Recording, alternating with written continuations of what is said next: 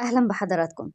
بعد ما خرجت سيلفانا بفيديو وأعلنت إشهار إسلامها، المستشار نجيب جبرائيل صرح على صفحته وقال: سيلفانا القاصر جريمة خطف واغتصاب قاصر عقوبتها الإعدام، حتى لو كان بالتحايل لحملها على إشهار الإسلام. رغم إنها قاصر لم تتعدى 18 سنة، فضلا عن إنه من الناحية الإجرائية والرسمية إن الأزهر لا يقبل إشهار إسلام القاصرات من الناحية الإجرائية، فإن اختفاء القاصر سيلفانا ومعرفة الجاني اسمه ومكانه، وقيل إنه تزوج بها، الحقيقة دي جريمة خطف واغتصاب متكاملة الأركان طبقا للمادة 290 من قانون العقوبات، إذ إن جريمة الخطف وحسبما جرى عليه قضاء النقد جريمة خطف الأنثى القاصر تتحقق بالتحايل أو الإكراه، وتتحقق بإبعاد هذه الأنثى عن المكان الذي خطفت منه أي كان هذا المكان، والتغرير بها وحملها على مواقعة الجاني لها، أو باستعمال أي وسيلة مادية أو أدبية من شأنها سلب إرادتها.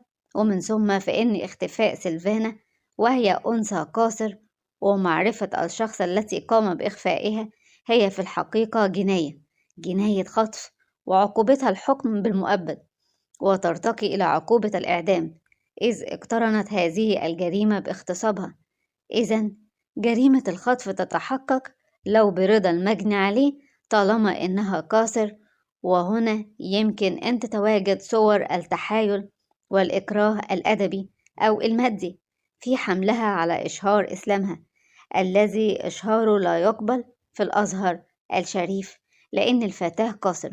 ومن ثم يجب التوجه إلى معالي النائب العام ببلاغ عن واقعة الخطف النصي طالما إن الجاني معروف، حتى وإن كان النيابة الجزئية قد حفظت المحضر. وإني كرئيس منظمة الاتحاد المصري لحقوق الإنسان أضع كافة إمكانيات المنظمة للتعاون من أهلية الفتاة والتعاون مع الزميل المحترم متولي هذا الموضوع لإرجاع سيلفانا وتوقيع العقوبة بحسب القانون على الجاني المستشار نجيب جبرائيل بتاريخ 31 يناير 2026 القاهرة. ده كان كلام المستشار نجيب جبرائيل ورد فعله، ربنا يتدخل. أما بالنسبة للجدل الكبير والكلام الكتير اللي حصل بعد تصريحات الأستاذ مدحت العدل بكلامه مع مذيع من قناة صدى البلد، وقال: لو المسيحيين علقوا يفط مكتوب عليها باسم الآب والابن والروح القدس الناس مش هتسكت. رد عليه المذيع وقال له: دول هيموتوهم.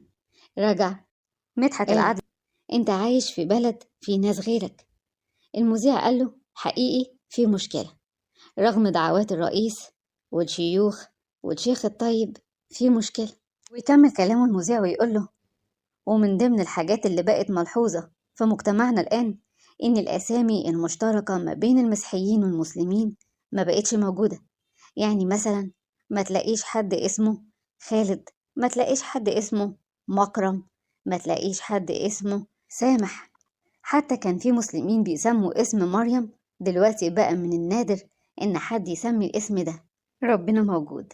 أما الخبر التالي اللي معانا هي حكاية عجيبة انتشرت على وسائل التواصل الاجتماعي عن القاضي اللي حاول يحرق صورة الست العذراء في ميدان عام. وترجع الحكاية لمدينة ساخة اللي هي معروفة حاليا بمحافظة كفر الشيخ بكنيسة العذراء. هناك كان في اضطهاد في الفترة الزمنية دي شديد جدا، وكان الحاكم صعب جدا، وكان في أوامر بمصادرة ممتلكات الكنيسة أو حتى هدمها. ولما دخل الحاكم لكنيسة الست العذراء شاف ساعتها صورة للست العذراء موجودة هناك في الكنيسة، وكان عارف ومتأكد إن الصورة دي محل إجلال كبير عند المسيحيين ومهمة جدا عندهم، فقرر إنه ياخدها من الكنيسة بغرض إنه يهينها ويثبت عدم قدسيتها أمام الجميع.